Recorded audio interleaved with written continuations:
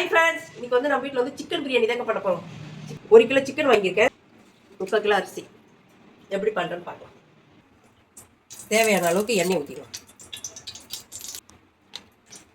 கொஞ்சம் பட்டர் சேர்த்துருவோம். பட்டை வகையெல்லாம் சேர்த்துக்கலாம். வெங்காயம் பச்சை மிளகா சேர்த்துக்கலாம். முழுசாக தாங்க போடுறேன், அப்படி தான் போடணும். பிரியாணி நல்லா கோல்டன் கலராக வரணும், அப்போ தான் வந்து பிரியாணி டேஸ்ட்டு. சீக்கிரமாக வதங்கணும்னா உப்பு தேவையான அளவு உப்பு போட்டுக்கலாம். வெங்காயம் நல்லா வதங்கிட்டு இப்போ வந்து இந்த ஸ்டேஜில் தக்காளி போட்டுக்கலாம். தக்காளி நல்லா வதங்கிட்டு இந்த ஸ்டேஜில் வந்து இஞ்சி பூண்டு பேஸ்ட் போட்டுக்கலாம். 3 கிலோ அரிசிக்கு வந்து 4 கிலோ வெங்காயம் 4 கிலோ தக்காளி, அதாங்க கணக்கு. வெங்காயங்களும் 1 எக்ஸ்ட்ரா இருக்கலாம், ஆனால் தக்காளி மட்டும் கம்மியாக தான் இருக்கணும்.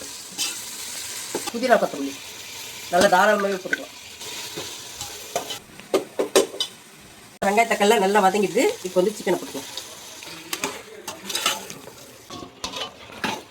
சிக்கன் வெந்துடு. வெறும் தனி மிளகாத்தூளுங்க, இது வந்து தனியாத்தூள். இது வந்து வீட்டில் அரைக்கிற மிளகாத்தூள். சிக்கன்லேயே தண்ணி விடுதுலம்மா? ஆமாடா, சிக்கன் தண்ணி விடணும். வெயிட் பண்ணாங்கன்னா சிக்கனில் தண்ணியை ஊற்றக்கூடாது. அது தண்ணி விடுதுல்ல, அதுலேயே கலராகவே சூப்பராக வந்துடும்.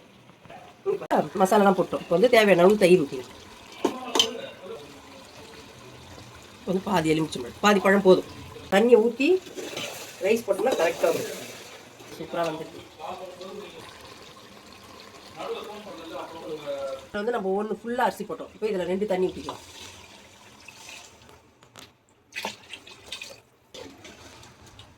இந்த ஸ்டேஜில் வந்து உப்பு காரெலாம் பார்த்துக்கலாம். எனக்கு நல்லா தண்ணி கொதிச்சுடுது. வந்து அரிசி நம்ம நல்லா வடிகட்டி வச்சுருக்கோம், அதை போட்டுக்கலாம். தண்ணி இல்லாத போடணும், ஏன்னா நம்ம அளந்து தண்ணி ஊற்றிக்கணும் பார்த்தீங்களா, அதாவது தண்ணி இல்லாத போடணும். உடனே கிளறும் பாருங்க ஃப்ரெண்ட்ஸ், அதோடு அப்படியே விட்டுடணும். அதுக்கு மேலே மேலே கிளறணும்னா அரிசி வந்து உடஞ்சிடும்.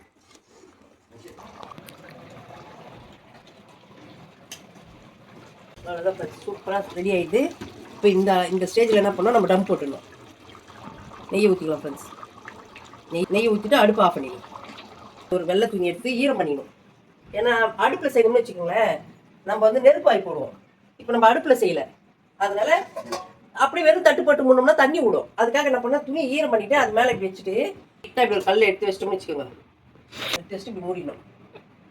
இப்போ அது உள்ளே எவ்வளோ தண்ணி இருந்தது, அது எல்லாம் அரை ஏக்கர் தானே ரைஸ் வச்சுப்போம், அது கூட வந்து அதெல்லாம் மிக்ஸ் ஆகி கரெக்டாக வந்துடும். இப்போ வந்து ஒரு 4 மணி நேரம் சேர்ந்து ஓப்பன் பண்ணலாம். வாங்க ஃப்ரெண்ட்ஸ், பிரியாணி எப்படி ரெடி ஆகிடுதுன்னு பார்க்கலாமா?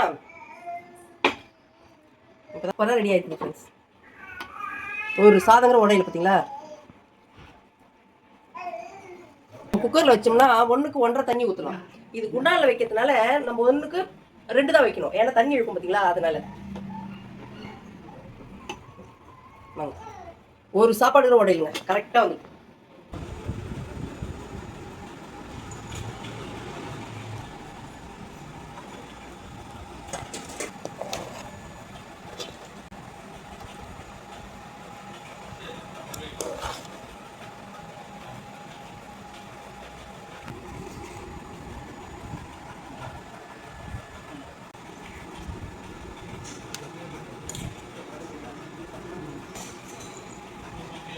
பாருங்க ஃப்ரெண்ட்ஸ், கறியெல்லாம் நல்லா பஞ்சு மாதிரி இருந்தது.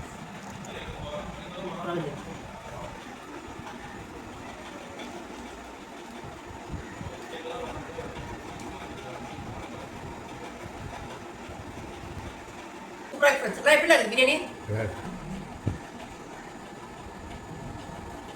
இதே போல நீங்களும் செய்து பாருங்க ஃப்ரெண்ட்ஸ், செம்ம சூப்பராக இருக்குது. கரெக்டாக இருக்குது எல்லாமே, உப்பு காரம் எல்லாமே சூப்பராக இருக்குது. இந்த வீடியோ பிடிச்சிருந்தா லைக் பண்ணுங்க, ஷேர் பண்ணுங்க, கமெண்ட் பண்ணுங்க. புதுசாக யாராவது பார்க்குறதா சப்ஸ்கிரைப் பண்ணி பாருங்க. உங்களுக்கு அடுத்தது என்ன சமையல் வேணும்ன்றது நீங்கள் கமெண்ட்ல சொல்லுங்க, நான் செய்து காட்டுறேன். பாய்.